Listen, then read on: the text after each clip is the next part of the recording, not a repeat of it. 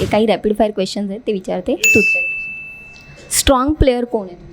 आत्ता विशाल आहे, कारण त्याच्याकडे एक गेम प्लॅन आहे. पहिला ते एक अनुभव आहे, त्याचा फायदा होतोच. म्हणजे कितीही नाही बोललो, कितीही तो बोलला की हे वेगळं आहे, पण एक फॉर्मॅट, एक ती आतमध्ये गेल्यावर काय गोष्ट मिस होते, काय केलं पाहिजे होतं, काही नाही केलं पाहिजे होतं, ह्याची एक माहिती असणं ही त्याला स्ट्रॉंग बनवते. आणि त्याच्याकडे एक चांगला गेम प्लॅन आहे. सो तो, आणि इवन मला तन्वी पण स्ट्रॉंग वाटते, कारण तिची मतं क्लिअर आहेत, तिची पर्सनॅलिटी पण आधीपासूनच तशी आहे आणि तिला गेम कळलं आहे आणि ती गेम खूप स्ट्रॉंगली खेळते. सो विशाल आणि तन्वी मला स्ट्रॉंग वाटतात. वीक प्लेअर कोण वाटतं? आत्ता प्रभू वाटतो, कारण त्याचा खरंच काहीच गेम नाही. तो खरंच स्मार्ट मुलगा आहे. तो जसा इनोसेंट, हवं तेव्हा इनोसेंट आणि हवं तेव्हा तो मोठा 21 वर्षाचा मुलगा म्हणून वावरतो.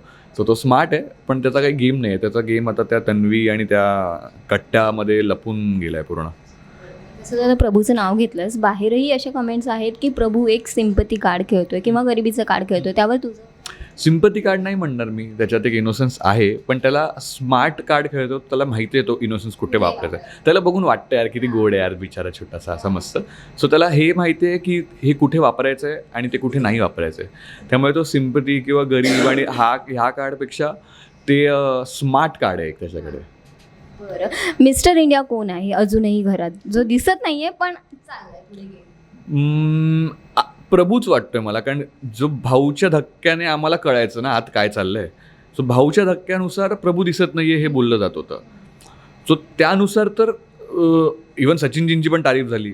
सचिनजी पण आधी दिसत नव्हते पण आता दिसायला लागले, पण प्रभूची नाहीच झाली या 2 आठवड्यात तारीफ. सो कुठेतरी प्रभू हा जरा रिस्की आहे म्हणजे त्याला. हो. बरं, बोल बच्चन कोण आहे? रुचिता आहे यार, ती खूपच बोलते आणि त्यात खूप कमी मुद्द्याचं बोलते, ती खूप जास्त बोलते. नारद मुनी कोण आहे? नारद मुनी बरेच आहेत. दीपाली मॅम आहेत, प्रभू आहे. ह्या लोकांना खूप इकडचं तिकडे करायची सवय असते आणि ते इकडचं तिकडे करताना व्यवस्थित नाही करत, ते त्यांच्या हिशोबाने करतात. सो त्यामुळे ते इथे काहीतरी घडलेलं असतं आणि तिथे पोहोचताना ते काहीतरी वेगळं असतं. सो त्यांना आधीपासूनच दीपाली मॅमने तर खूप गोष्टी इकडच्या तिकडे केल्या आणि ज्यामुळे खूप मोठे मोठे मुद्दे झाले, जे कदाचित नसते झाले जर त्यांनी इकडचं तिकडे नसतं केलं तर. मिठी छुरी कोण? मिठी छुरी सध्या राकेश बापट आहे. मिठी छुरी, हो. असं वाटेल की अरे भाई काय माणूस आहे, पण आतून पण राकेश बापटचा गेम अचानक बदलला असं वाटते का? राखीच्या येण्याने काही फरक पडला? कदाचित असेल किंवा माहीत नाही. आता मला हे कळत नाही की आत्ता जो राकेश बापट आहेत ते खरे आहेत का जे आधी होते, जे जेंटलमॅन आणि ते सगळे होते ते खरे आहेत. त्यामुळे तो गेम त्यांच्यासाठी चांगला असेल किंवा गेमसाठी चांगला असेल, पण माझं वैयक्तिक मत मला नाही आवडत असा गेम. की कारण Bigg Boss is about personality, it is about who you really are. आता कुठलं आपण बघावं, राकेश बापट कुठले खरे आहेत, जे पहिलेचे आहेत का आत्ताचे आहेत, हे कळतच नाही आहे. त्यामुळे मला तर नाही आवडत असा गेम.